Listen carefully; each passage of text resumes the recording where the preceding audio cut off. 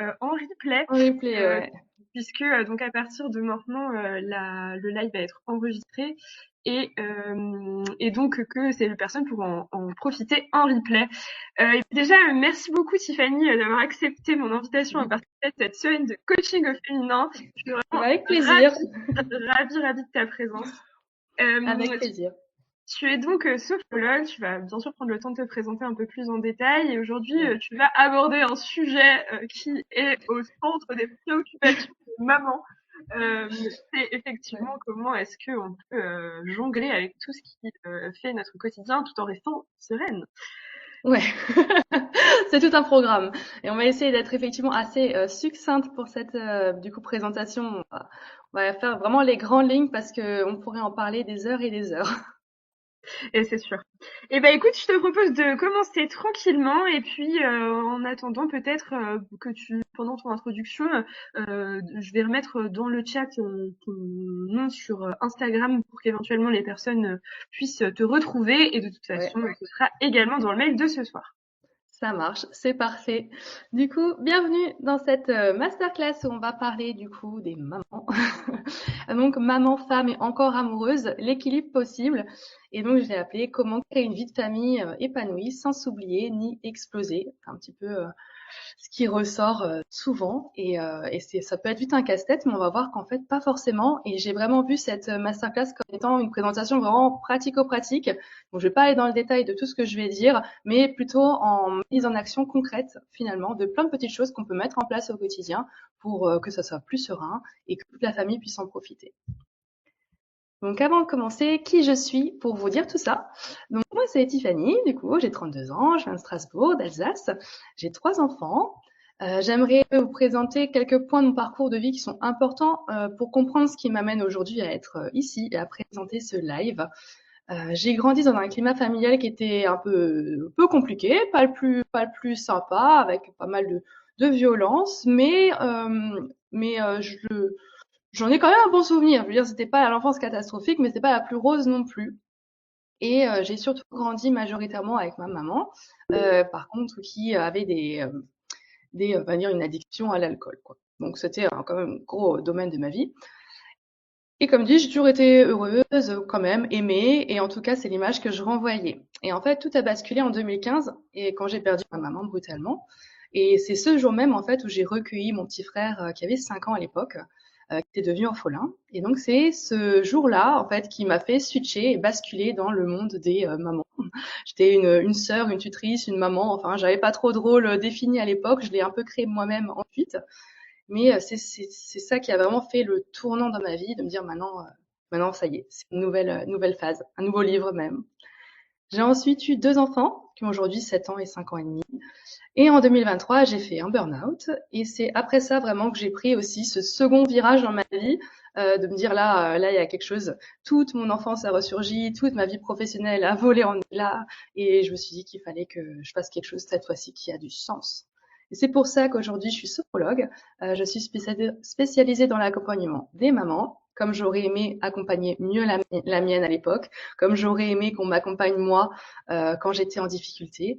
Et j'accompagne aussi les enfants pour que, voilà, pour qu'ils aient finalement toutes les cartes entre leurs mains pour être plus tard des adultes qui soient bien dans leur tête, bien dans leur basket. Et ma conviction, c'est quand une maman va mieux, ben en fait, c'est toute la famille qui va mieux et c'est cette émulation positive qu'en fait, j'ai envie vraiment de transmettre aujourd'hui. Je vous ai prévu un programme où, en 4 parties, au premier, on verra comment on peut se retrouver en tant que femme, parce qu'on n'est pas que des mamans, on est aussi des femmes avant tout. On verra aussi comment retrouver de la complicité dans le couple, comment créer des rituels familiaux épanouissants, et enfin, comment trouver du temps sans culpabiliser. Je vous propose de commencer du coup par la partie numéro 1, donc se retrouver en tant que femme. Et j'aimerais que vous en fait, réfléchissiez finalement à la personne que vous étiez avant d'être maman. Qu'est-ce que vous aimiez faire, en fait, avant tout ça? Quelles étaient les activités qui vous faisaient vibrer? Est-ce que c'était d'écrire, faire de la peinture, du yoga, aller au ciné en solo? Qu'importe finalement l'activité, mais quelle est cette activité-là qui était trop cool et qu'au final, aujourd'hui, ben, en fait, vous la faites plus? ou moins souvent, ou en tout cas pas aussi, pas comme vous voudriez le faire, quoi. Et aussi se demander pourquoi on a finalement abandonné cette activité qui nous plaisait avant. On se doute bien, il y a une charge mentale qui est différente, il y a une organisation qui est différente quand on a des enfants, il y a une fatigue qui est pas la même, mais il y a aussi beaucoup de croyances et de culpabilité derrière. On verra ça, on en reparlera tout à l'heure. Mais finalement, ce fait de se reconnecter à soi, à ce qui vraiment nous plaît, nous fait vibrer, ça va avoir des grands bénéfices sur l'estime de soi, sur notre niveau d'énergie aussi, et la sérénité finalement au quotidien. Parce qu'on prend du moment pour soi et qui nous fait vraiment du bien et que c'est un moment de qualité où vraiment on s'éclate quoi, on va forcément après être dans une dynamique totalement différente. On va pouvoir mettre en pause finalement ce mode un petit peu survie, cette surcharge mentale qu'on a au quotidien pour se concentrer juste sur soi et ce qu'on a envie et ce qu'on a besoin. Donc, comme exercice pratico-pratique, je propose du coup ce petit exercice introspectif, faire une liste de toutes les activités super chouettes qu'on a un peu mis de côté et se mettre dans le calendrier le rendez-vous avec soi-même. C'est-à-dire que c'est comme un rendez-vous chez le médecin, c'est comme quelque chose que vous pouvez pas enfin, vous pouvez l'annuler, mais il faut vraiment des circonstances exceptionnelles. Mais en tous les cas, se bloquer un moment, même si c'est que 15 minutes, ben, c'est déjà toujours ça de prix dans une journée. Si ça peut être plusieurs fois par semaine, ben, c'est top. C'est à vous de voir selon chacun, finalement, chaque emploi du temps. Mais à l'intérieur de ce rendez-vous, on fait quelque chose qui nous fait trop kiffer. Et même si c'est finalement juste prendre un bain ou se reposer ou ne rien faire, ça fonctionne aussi. On n'a pas besoin d'être dans l'action permanente. Ça, Fanny, c'est je suis très ouais, curieuse de t'écoutant, de vas-y. savoir si toi, tu as un kiff à nous partager qui fonctionne très bien dans ton quotidien à toi. Ah, alors moi, mon kiff, bah, c'est personnel, mais moi, j'adore sortir, j'adore marcher. Donc moi, je vais beaucoup marcher, même si c'est quand j'ai pas le temps, faire le tour du quartier chez moi. Je mets mes écouteurs, j'écoute un podcast et je pars en marche active j'essaye au moins une demi-heure par jour. Et ça me fait vraiment du bien. Je suis toute seule et ouais, avec mes podcasts. Et ça, franchement, je reviens, je suis cool, quoi. Donc c'est ça. Et je pense qu'en effet, ça peut se glisser même dans un quotidien au bureau, juste après une pause déj. Voilà, quand c'est quelque chose en tout cas qui nous parle, c'est assez facile de l'introduire et pourtant, ça fait une grosse différence.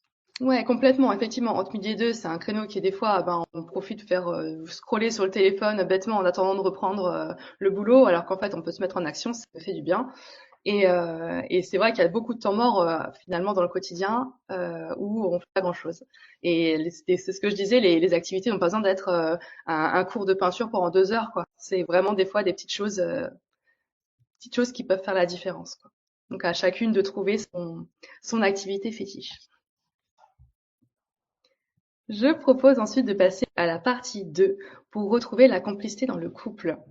Alors, je parle de ça maintenant parce que je sais que c'est un point qui est souvent délaissé. Donc là, je suis désolée pour les mamans solo qui pourraient regarder cette masterclass, mais cette partie 2 va moins les intéresser.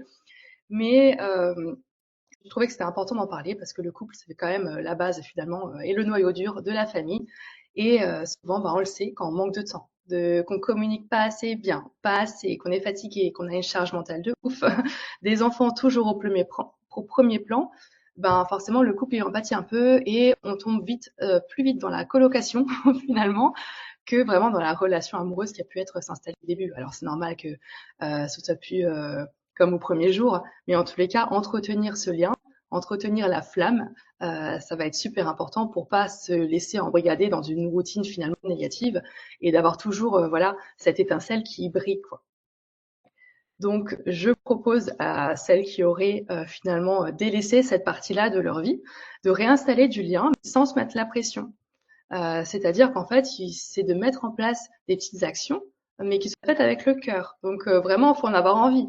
Des petits gestes tendres avec son conjoint, juste un câlin impromptu de temps en temps, bah, ça fait du bien. Un petit mot doux glissé, je sais pas, écrit sur le miroir ou un post-it collé quelque part, c'est des choses que parfois on fait au début d'une relation et qu'on perd un peu.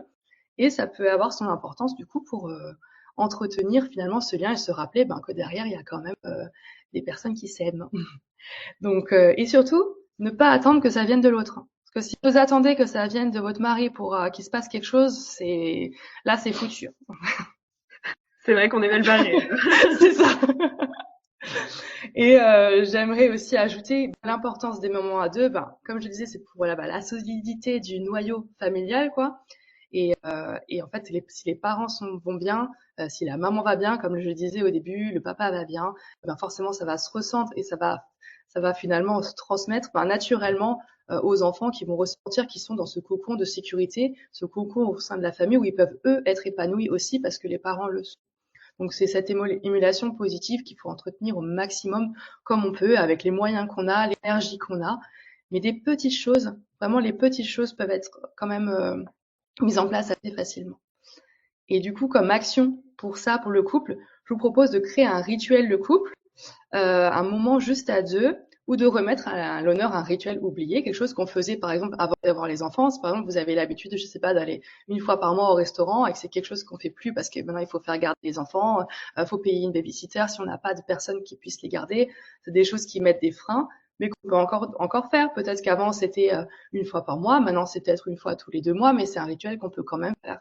Après, ça peut être des choses qu'on peut faire au quotidien. Est-ce qu'il y a un moment dans la journée? Est-ce que c'est le soir quand les enfants sont couchés qu'on peut, je sais pas, se poser 15 minutes pour faire un jeu de société ou partager notre moment préféré de la journée ensemble, se faire un câlin, regarder une série, enfin qu'importe, c'est à chacun de trouver son truc.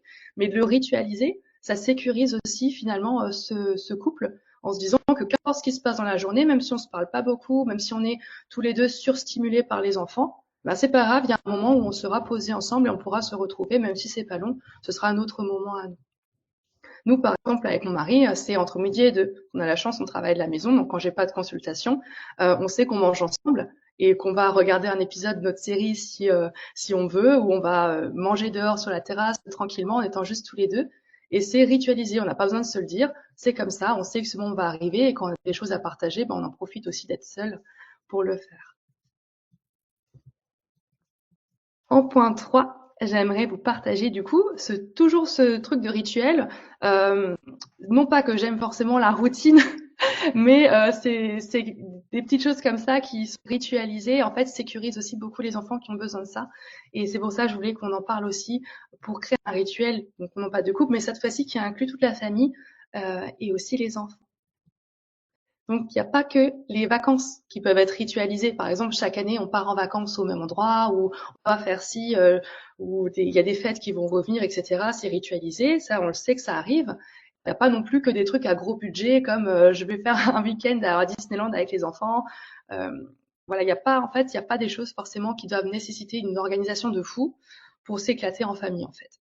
C'est vraiment ces petites choses au quotidien qu'on va mettre en place qui vont pouvoir créer du lien avec les enfants, que les enfants vont ça va les rassurer, même si ils vont, comme dit, ils vous ont pas vu de la journée, ils vont savoir par exemple que le soir, eh ben c'est pas grave, on va avoir notre moment câlin avec maman, où on va lire une histoire, on va jouer à un jeu de société peut-être, on va faire une activité ensemble, et ça que ça revienne de manière régulière, ça va être quelque chose qui va construire la famille. Et au final, c'est quelque chose que les enfants vont plus se rappeler et qui vont plus construire au quotidien dans leur on va dire, dans leur croissance, plutôt que juste un one-shot qui arrive une fois l'an. Au final, qu'est-ce que vous avez envie que vos enfants vous rappellent plutôt quand ils seront grands? Est-ce que c'était trop cool parce que mes parents ils m'ont emmené en vacances dans des endroits incroyables? Alors ouais, c'est trop cool, j'ai la possibilité de le faire, faites-le, hein, les yeux fermés. Mais est-ce que ça peut pas être aussi, j'adorais ce moment parce que tous les dimanches soirs on faisait un plateau télé avec papa et maman et on regardait un Disney et on mangeait en pyjama devant la télé sur la table basse et ça c'est un moment qui me faisait du bien. Ça peut être tout aussi finalement enrichissant et important d'avoir des petites choses comme ça. L'essentiel, c'est que tout le monde y prenne plaisir. Donc, si je dis l'exemple du plateau télé, c'est pas un hasard, c'est parce que c'est notre rituel dans la famille, mais on peut en imaginer plein d'autres. On peut imaginer manger une pizza le vendredi soir, on peut imaginer se faire un petit conseil de famille où chacun raconte son moment préféré de la journée avant de se coucher. On peut imaginer que le dimanche matin, bah, c'est tous les enfants, ils vont dans le lit de papa et maman et on fait des câlins et c'est un truc chouette. Voilà, c'est vraiment des petites choses qui vont construire des grands souvenirs. Et forcément, ben, ce que je vais vous proposer de faire dans cette partie, c'est de trouver tous ensemble un rituel en famille où chacun peut mettre ses idées en place. Nous, à la maison, mes enfants, ils ont donc ça va de 5 à 15 ans. Donc, ce qu'on a trouvé et qui correspondait à tout le monde, ben, c'est du coup regarder un film ensemble. Mais en fonction de l'âge des enfants, il y a des activités qui peuvent être chouettes et trouvées ailleurs. Donc vraiment que les enfants y préparent et c'est ça qui fera la réussite dans le temps de ce rituel qu'on peut continuer longtemps. Et en dernière partie, j'aimerais parler du coup du temps, parce que forcément c'est ce qui revient tout le temps dans mes accompagnements et en consultation. Les mamans que j'accompagne me disent j'ai pas le temps, j'ai envie de faire tout ça mais j'ai pas le temps et je comprends très très bien. On va voir du coup quelques petites astuces sur ce sujet-là. Donc, si le problème, c'était pas le manque de temps, mais ce qu'on en fait. On est d'accord, hein, on a tous 24 heures dans une journée, mais on l'utilise pas tous de la même manière. Et il y a des périodes de vie où c'est plus facile d'avoir du temps pour des activités qui nous font plaisir, pour faire des sorties avec les enfants, pour faire des choses, pour mettre de l'énergie dans certaines choses. Et il y a des périodes qui sont beaucoup plus compliquées, quand les enfants sont tout petits, qui font pas encore leur nuit, qu'on a une charge de travail élevée on a une charge de travail au travail qui déborde. Voilà, on a moins l'énergie. Mais on peut essayer de changer quelques petites choses au quotidien pour se dégager au moins ce petit quart d'heure pour soi chaque jour pour se faire du bien. Donc on peut forcément passer par 3 axes, on va dire. Soit on délègue une tâche qui nous prend du temps et qu'on veut pas faire parce que quelqu'un peut le faire à notre place. Des fois, peut le faire même mieux, ça arrive. C'est pas parce qu'on délègue qu'on va se dire si je contrôle pas tout, ça va partir dans tous les sens parce que j'ai l'habitude de tout gérer et que la maison elle tourne grâce à moi, etc. C'est une croyance qu'on peut jeter de côté et tester. Donc tester de déléguer quelque chose, tester de supprimer une tâche. Des fois, on fait des tâches parce qu'on a l'habitude de les faire. Parce que c'est comme ça et au final, on se pose même plus trop la question. Mais par exemple, moi, j'ai arrêté de repasser. C'est quelque chose que je fais jamais.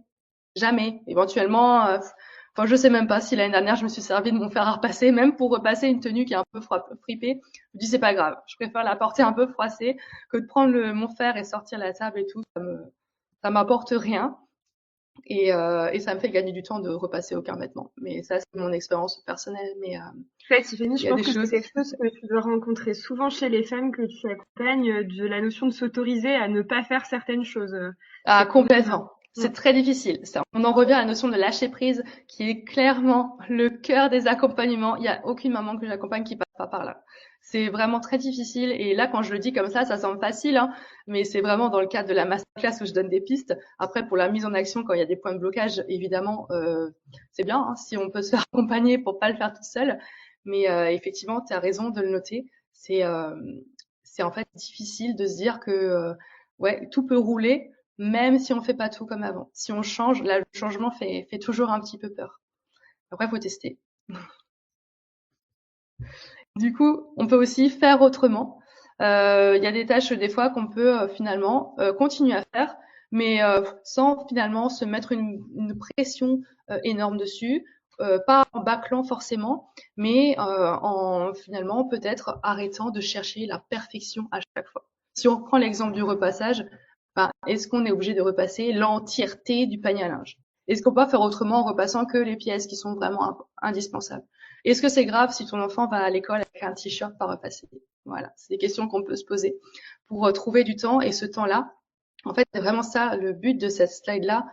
C'est pas de refaire la masterclass qu'a fait Elodie hier sur la gestion du temps qu'elle maîtrise parfaitement. Et vous trouverez dedans des exemples qui sont beaucoup plus parlants. Et en fait, l'idée, et c'est ce qui revient aussi de mes accompagnements, c'est que les mamans que j'accompagne ont l'impression que si elles se prennent du temps pour elles, c'est du temps finalement qu'elles vont moins consacrer à leurs enfants. Alors qu'au final, c'est pas du tout ça. C'est que tu vas pas voler du temps aux autres en prenant du temps pour toi. Le temps, tu vas le trouver finalement en arrêtant de chercher la perfection dans tout ce que tu fais, en déléguant, supprimant, comme je l'ai vu. Et c'était du coup déjà pas du temps que tu accordais avant aux enfants.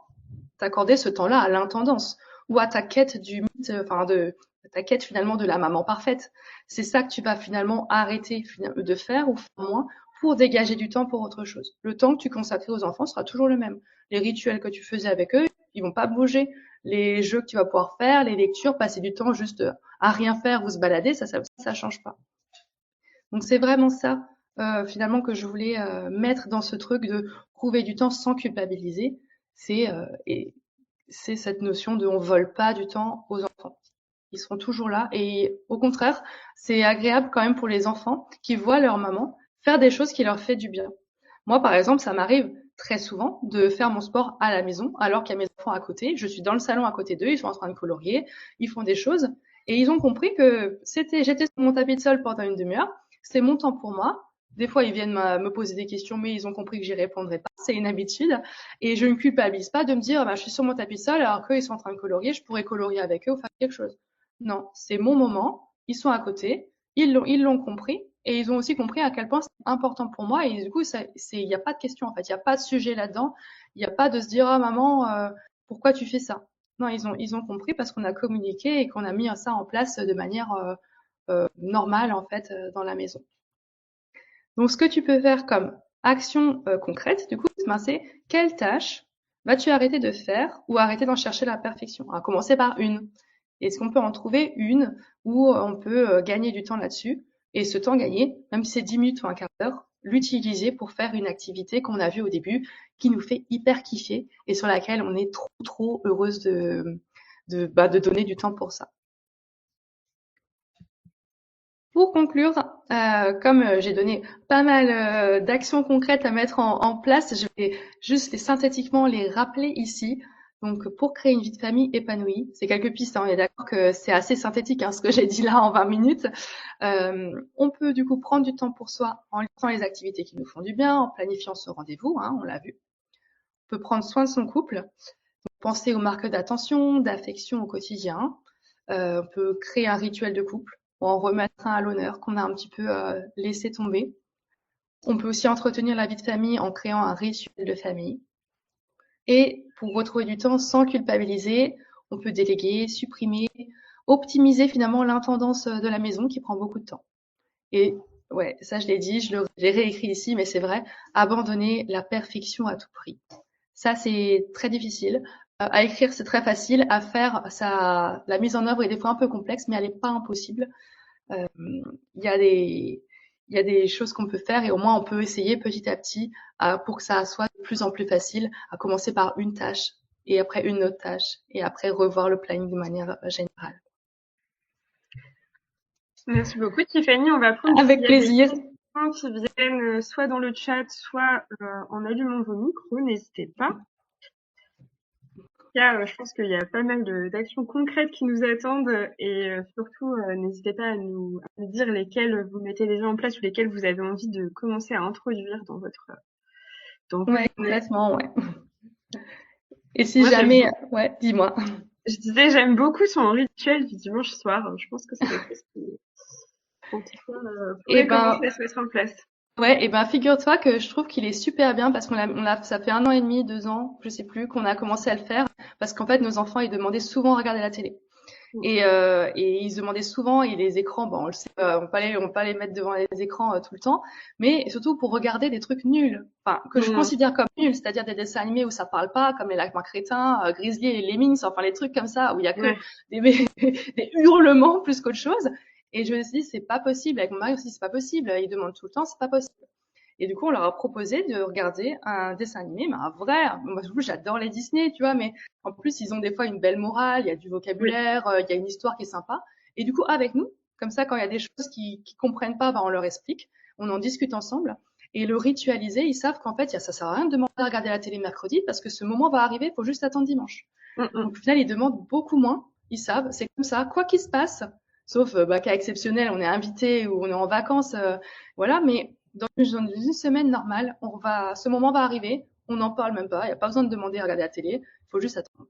Et en attendant, ils vont trouver d'autres trucs et à force de le faire, le rituel est ancré, il est en place et c'est vrai que ça se passe très bien et ça a diminué du coup la consommation d'écran vraiment largement.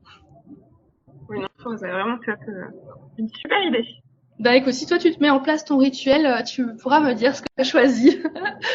Et ça me fera plaisir d'échanger avec toi sur ça. Et pareil pour toutes les mamans qui nous écoutent là ou en replay, s'il y a n'importe quelle chose que vous essayez de mettre en place à la suite de la masterclass qui sont cool, ou vous avez remarqué que c'est chouette, n'hésitez pas à me le dire, c'est toujours sympa d'avoir un retour. Ou au contraire, si la difficulté, s'il y a plus de difficultés que ça à mettre en place, pareil, n'hésitez pas à m'écrire et je peux vous accompagner sur ça, vous donner quelques tips et on peut en discuter du coup forcément plus facilement en tête à tête sans problème. En tout cas, je me tiendrai à vos dispositions sans souci. Ce sera vraiment un grand plaisir. Peut-être, je sais pas si on a des questions, surtout n'hésitez pas à allumer votre micro ou à les écrire. Mais en attendant, Stéphanie, peut-être Oui. me dire, toi, justement, donc aujourd'hui, tu accompagnes spécifiquement les mamans qui sont dans des situations un peu compliquées en termes de stress dans leur quotidien, c'est ça? Ouais, bah alors en fait, j'accompagne. Alors d'ailleurs, j'avais fait une slide à ce sujet. Alors je vais vous la mettre parce que comme elle est faite, elle a le mérite d'exister. Je comptais vous diffuser cette slide où je vous proposais à la fin la masterclass pour celles qui le voudraient dans le mail que Marine tu enverras de proposer du coup d'échanger 30 minutes avec moi sur des points de problématiques spécifiques. Et je disais aussi que du coup j'accompagne les mamans surmenées, ça c'est ma spécialité. Et j'ai d'ailleurs une newsletter hebdomadaire que j'envoie chaque dimanche avec des conseils et astuces bien-être et de sophrologie parce que je suis sophrologue pour mieux vivre finalement la maternité et avoir un quotidien plus serein en famille. Donc ça c'est gratuit, n'hésitez pas à vous inscrire. Et j'ai des consultations de sophrologie pour maman et enfants, parce que je suis aussi spécialisée dans l'accompagnement des enfants. J'adore les suivre aussi. Et ce que tu disais du coup pour les mamans surmenées, je pense que tu parlais du coup du programme que j'ai fait, c'est mon offre signature finalement, qui s'appelle l'Audacieuse. Donc ça, c'est un accompagnement personnalisé de 4 mois, spécial maman surmenée, pour dompter la charge mentale et finalement transformer le quotidien. Et on aborde tous les pans de la vie. On va voir la maman à 362 degrés dans tout son mode de vie, dans tous les points de blocage qu'il pourrait y avoir, et dans le but, voilà, de être plus cool. Voilà, si on devait finir par un mot de la fin, c'est ça, être plus sereine et plus cool dans le quotidien. Enfin, un bon programme dont on a besoin Ouais, en tant que maman. C'est assez dense, mais ça se fait assez bien. J'ai prévu les étapes, étape par étape, pour qu'on aille step by step. Comme je le disais, il y a souvent, on a l'impression qu'il y a une montagne à gravir, mais si on s'occupe d'abord d'aller pas après pas vers cet objectif, c'est souvent beaucoup plus digeste et beaucoup plus facile et moins insurmontable surtout que quand on voit le chantier qui nous attend en bas et on se dit mince, mais ça c'est pas possible, ça va être trop compliqué, etc. Là, d'avoir un accompagnement avec quelqu'un qui guide, ça permet de le faire en douceur et d'intégrer progressivement les changements dans le quotidien pour que ça soit durable dans le temps. Et c'est ce que je fais en constellation de sophro aussi. C'est pas des one shot quoi. C'est le but, c'est que ça serve pour toute la vie. Que ça soit aussi bien pour les mamans que pour les enfants. C'est des outils qu'on met à disposition pour que ça prenne finalement sens pour chacun. Trop chouette. En tout cas, je recommande à minima vivement ta newsletter. C'est vrai que t'es dedans. D'ailleurs, j'ai testé hier soir ta recette de cheesecake qui a Ah, trop bien. Alors? donc vraiment top. La recette un peu à avoir dans Ouais, c'est ça. dans son petit livre juste de maman qui a envie de faire vite et bien quoi. Et Et bah, bien d'ailleurs parce que j'avais j'ai- beaucoup de retours très très positifs. Donc c'est vraiment ah, trop bien. la Trop news cool. qu'il nous faut. Ouais, elle a beaucoup de succès parce qu'on est, ça fait en un mois, même pas, on était déjà une centaine de mamans à l'intérieur et là, ça a encore augmenté depuis. Donc, je trouve que pour un début, c'est vraiment pas mal. Et j'ai de bons retours des mamans qui m'écrivent sur ça. Ça les aide et donc je trouve ça, pour moi, c'est tout bénef, quoi. Ouais, C'est c'est clair. un canal que j'aime bien et qui, si en plus, ça peut servir, c'est tout ce que je demande, quoi. Super. Et ben écoute, comme visiblement nous n'avons pas de questions, Tiffany, en tout C'est cas, pas grave. ne nous prions pas de redire que toute question qui viendrait en cours de route ou de la part des personnes qui regardent en replay peuvent être Bien sûr. envoyées soit sur ton compte Instagram que j'ai remis dans le chat, Ouais. mais qui sera également dans le mail, soit sur ton compte LinkedIn. Et puis évidemment que tu pourras échanger plus en détail, peut-être sur des questions plus personnelles ou plus individuelles. Ouais, Merci bien sûr, en c'est tout toujours cas mieux, ouais. à toi pour cette masterclass qui nous a Avec fait grand du bien. plaisir, merci. Merci à toi d'avoir proposé que j'y participe. C'est vraiment super sympa. Et puis à ton tour demain, du coup. Et c'est ça demain pour le dernier jour où on parlera des croyances qui nous font nous auto-saboter dans notre vie professionnelle. Un vaste sujet là encore, Ouais, mais en tout j'ai cas, hâte. j'aurai le plaisir de conclure cette semaine de masterclass. Trop bien. Et ben super chouette. Merci beaucoup Marine. Merci à tous celles qui étaient présentes là et qui le seront en replay aussi. Et bah oui, tout à fait. Et bon après-midi à toutes et à demain. Bye bye.